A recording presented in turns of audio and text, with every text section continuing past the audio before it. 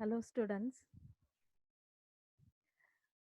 I'm your biology teacher and today we are going to discuss about the chapter 2 animal tissues. And you know that in multicellular organism a group of similar cells perform a specific function. Such an aggregation is called tissue. But in unicellular organism like that amoeba and paramecium do not have tissues. Here we are going to discuss about animal tissues. Like the plants, animals also have different types of tissues. In this chapter, we have going to learn about the animal tissues and look at that what are the learning objectives of this chapter. The learning objectives are animal tissues, epithelial tissues, connective tissues, muscular tissues and nervous tissues. So one by one we are going to discuss about these learning objectives. First one is animal tissues. On the basis of type and function of the cell, animal tissues can be grouped into four basic types, and these basic types are 1. Epithelial tissues, 2. Connective tissues, then muscular tissues and nervous tissues.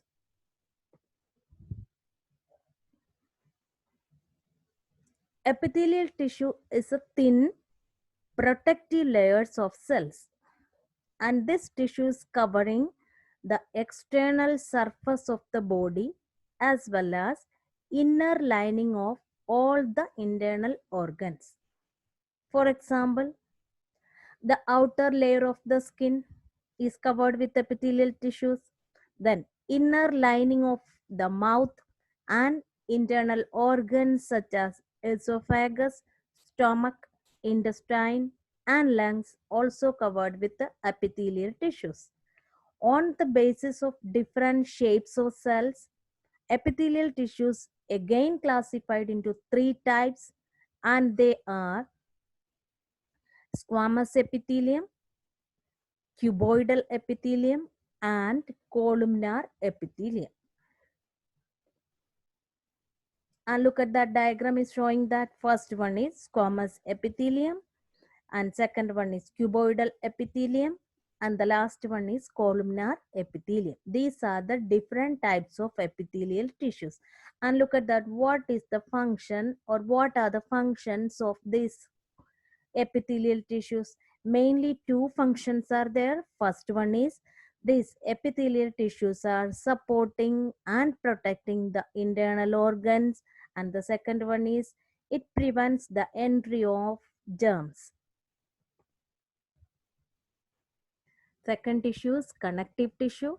Then connective tissues are specialized for connecting the various tissues and organs together. That word is showing that the meaning of that tissue. That means connective tissue are specialized tissues, and this is helping or connecting the various tissues and organs together. And they are found in different structure of our body. For example, like bone and blood, the cells of connective tissue contain a large amount of intercellular substance, and this intercellular substance is called ground substance, and the other name of ground substance is matrix. On the basis of structure and function of connective tissue, again this is divided into three, and these are connective tissue proper, skeletal tissues and fluid connective tissues. So look at that one by one. First one is connective tissue proper, and the function of this connective tissue proper is it support various body parts. It fill up the space between the organs, and it connects a bone to another bone and muscle to the bone. On the basis of their structure and function, connective tissues are again divided into two types, and these are areolar tissue and adipose tissue. So connective tissues are helping to connect, especially connecting bone to bone, and the special name is there that we will study afterwards in the same chapter that is explaining. And another one is that's connecting muscle to a muscle to bone. Then first one, that means the connective tissue is again divided into two types. First one is areolar tissue and next is adipose tissues. Areolar tissues means these tissues are simple and most widely distributed connective tissues, which form a continuous layer of beneath the skin of animal body. And the function of this, it supports and build a wide variety of body structure. And next one is that's the diagram is showing that the types of connective tissue proper. First one is areolar tissue and next one is adipose tissue. And adipose tissue, this is also the kind of connective tissue, and this is located beneath the skin and also found around the internal organs. For example, what are the internal organs are mentioned here, such as kidney and heart, and it is specialized for the storage of fat. So this is a function. We can see this around the internal organs such as kidney and heart, and it is specialized for the storage of fats. Then the difference between areolar tissue and adipose tissue is given in the form of table. And the first one is that areolar tissue means these are the simple and most widely distributed connective tissue. But adipose tissue, these are the loose connective tissue, and the location is also mentioned there. Then areolar tissues build a variety of body structure, but adipose tissue that provide insulation to the body. That means this the fat that's forming a thick layer of fat, and that is helping, that is acting as an insulation of the body. Then areolar tissues bind the skin with muscles, but adipose tissues act as an energy source. So these are the main difference between areolar tissues and adipose tissues. Then next is skeletal tissues. Skeletal tissues are the supporting tissue. We know that the word skeletal is showing that is skeleton, that's supporting. So here also the skeletal tissues are the supporting tissues, and that provide support to the body, and they form the internal skeleton of all vertebrates. There are two types, and the types are cartilage and bone. First one, cartilage. It is found at the tip of nose, ears, etc. We can twist our nose and external ears because they are made up of cartilage. So, structure of cartilage. And what is the structure of cartilage? It is a non-porous, translucent, soft, elastic tissue, and without blood vessels and nerves. The cartilage tissue protects and supports the body organs from shock. So these the main points related with the cartilage. And bones make the internal bony skeleton of the body. In our body also bones are making the internal bony skeleton of our body. So here the figures are given there, cartilage tissue and bone tissue.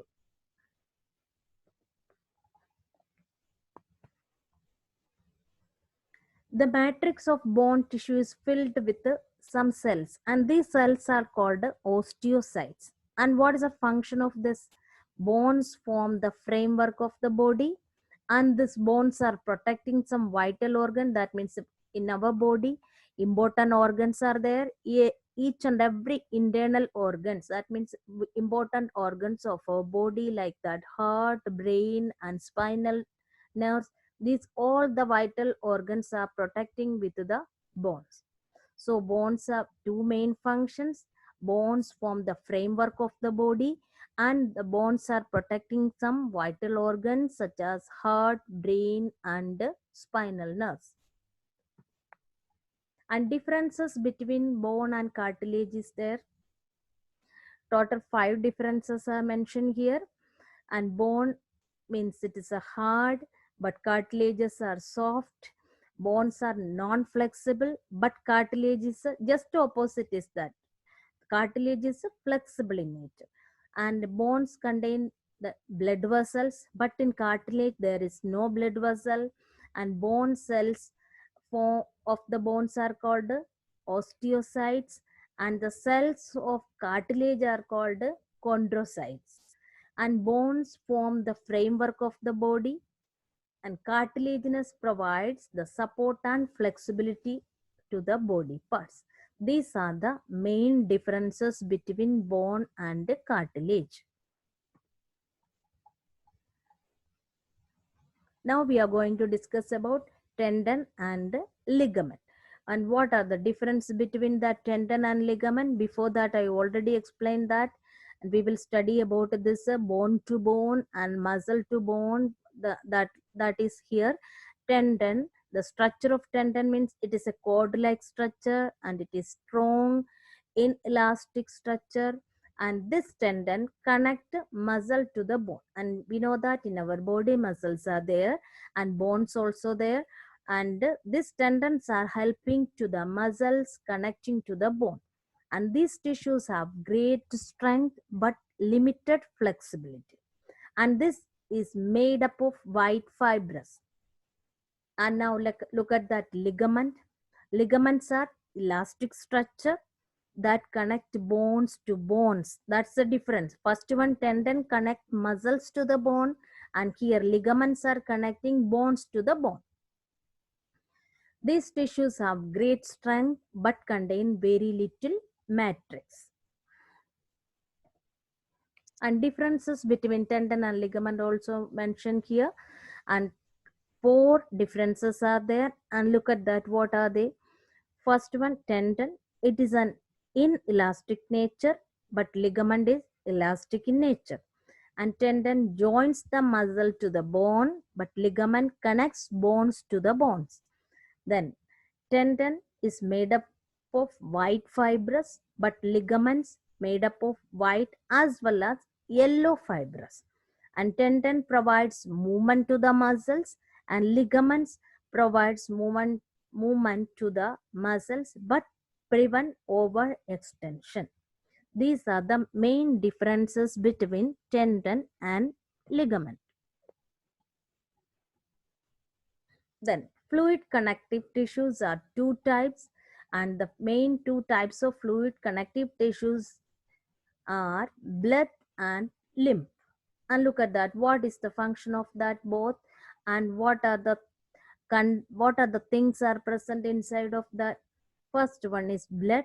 Blood is composed of both liquid part and cellular part, and the liquid part of blood is called plasma, and this liquid part consists of straw colored fluid, and that's called plasma.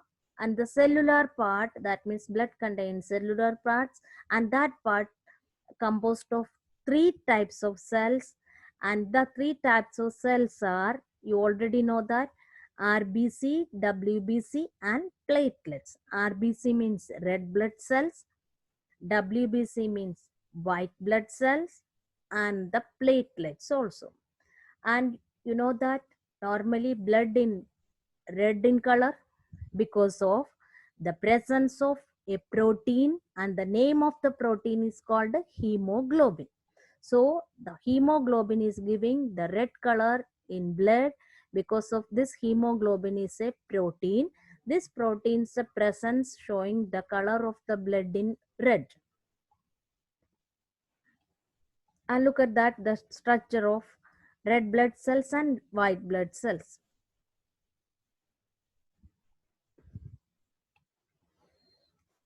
Then red blood cells, that means RBC, what is the shape of that? These are disc shaped cells. This present abundantly. Number of RBCs are present in the blood, and they do not have nucleus. They and the function of this RBC in blood is, that means these are carrying, that means RBCs carrying oxygen and carbon dioxide to and from the different part of the body to the lungs, and they are produced in the bone marrow. That means RBCs are produced in the bone marrow. Next one is white blood cells. These are colorless and irregular shaped cells. First one, RBC, is disc shaped, but here white blood cells are irregular shaped cells. They have one or more nucleus. That means WBC contain one or more nucleus, but in case of RBC, they do not have any nucleus. And here white blood cells have one or more nucleus. They protected the body against infection. So that's the function of WBC. White blood cells are protecting the body against infection.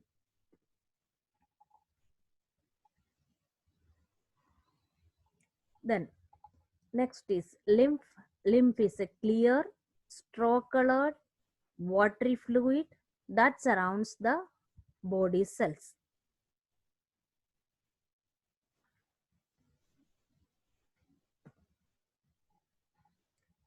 Now, next topic is muscular tissues. Muscular tissues are three types. Voluntary, the other name of voluntary tissues are striated muscles, and next one is involuntary, that means unstriated muscles, and the last one is cardiac muscles. Cardiac, that word is showing that related with the heart, that means muscles present in the heart. Then first one, now look at that one by one. First, muscular tissues, voluntary tissues, that means voluntary or striated muscles. These muscles are under the control of individual's will. That means we can control this muscles, movement of this muscle. Therefore, they are called voluntary muscles. That is under our control. These muscles are usually attached to the bones.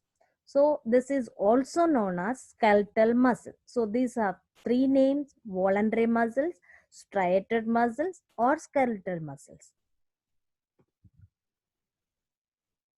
Then non-striated muscles. These muscles are not under the control of individuals. This is just opposite of that. Therefore, they are called involuntary muscles. That is not under our control. We can't able to control the movement of these muscles. These muscles are spindle shaped and have only one centrally located nucleus. These muscles are found in the walls of hollow organs. And look at that. What are the hollow organs are there? Stomach, intestine, etc. They help in the movement of food through the digestive system. And this is helping for the movement of the food through the digestive system and constricting the blood vessels and emptying the bladder. So these are the main functions of these muscles. Involuntary muscles. Movement of food, that means through the digestive system, and constriction of blood vessels and emptying the bladder. So these are the main function of that involuntary muscles. And the last one is cardiac muscles, are present only in the wall of the heart, and they have the features of both. That means these cardiac muscles are coming in the category of both voluntary and involuntary. So the cardiac muscles keep on contracting and relaxing throughout the life and never get tired. Our heart is always working in the whole life, that never get tired because of the help of these cardiac muscles. So cardiac muscle is coming in both voluntary and involuntary. The features of both involuntary and involuntary muscles. And the diagrams are showing here voluntary muscles that we can see in arm, then involuntary muscles that we can see in stomach region, and cardiac muscles we can see only in heart. Next, last topic is nervous tissues. The nervous tissues constitute the nervous system which help in control and coordination of the body. We know that in our body, brain is the main part of control and coordination. So, in brain is also included in this tissues, nervous tissue, nervous system. So, nervous tissue constitute the nervous system. That means this is a part of nervous system and which help in control and coordination of the body, and brain, spinal cord and nerve are composed of nervous tissue. It is made of elongated cells, and this elongated cell, that means a nervous tissue is made with elongated cells, and these elongated cells are called neurons, and the other name of neuron is called nerve cells. And look at that, we are going to discuss about the structure of neuron, and diagram is also there, and the diagram is very important for this chapter, and this is included in the diagram based question also. So first one is neuron. In neuron, that means what is the meaning of neuron? Neuron means this is neuron is the basic structural unit of a nervous system. That means the neuron is the each cell is made with the nervous tissue. That means the cell of nervous tissue. Neurons or the nerve cells carry forward the message from the body to the brain and vice versa. So neuron is the basic structural unit of the nervous system. And neurons, the other name is nerve cell, and the function of this is carrying forward the message from the body to the brain and vice versa. That means from the body to the brain and from the brain to the body, or different body parts. Then, and this is that now we are going to discuss about the structure of nerve cell or structure of neuron. Each nerve cell consists of a centrally located cell body, and the cell body is other name of the cell body is cytone, and the cell body contains nucleus and one or more elongated hair like extension is also there. So that extension is called dendrons, and these dendrons are again divided, further divided and form dendrites, and one of the dendrites is longer, and that longer dendrites, the rest is called axon. Several axons are bundled together to form a nerve. The brain and spinal cord are made up of nervous tissues. So each nerve cell consists of a centrally located cell body. So these are the main parts of the nerve cells are cell body or cytone, then nucleus, one elongated structure is there, hair-like structure, that is called dendron. Then dendron is again divided into dendrites, and each dendrite, that means one of the dendrite is longer than the rest, and that longer dendrites is called axon. Several axons are bundled together to form nerve, and the brain and spinal cord are made up of these nervous tissues. And look at the diagram of nerves or neuron. The main parts are also mentioned here: cell body, dendrites, dendron, axon, and in central part nucleus is there, and the axon that is covered with the myelin sheet, and nerve endings also there. So this is the structure of a neuron. This is very important structure, and this is already included in the diagram based question also of the end of the chapter. So I'm going to winding up this chapter now, and revise the topic. Always revise what are the contents are mentioned in the chapter, and listen properly this video. So thank you.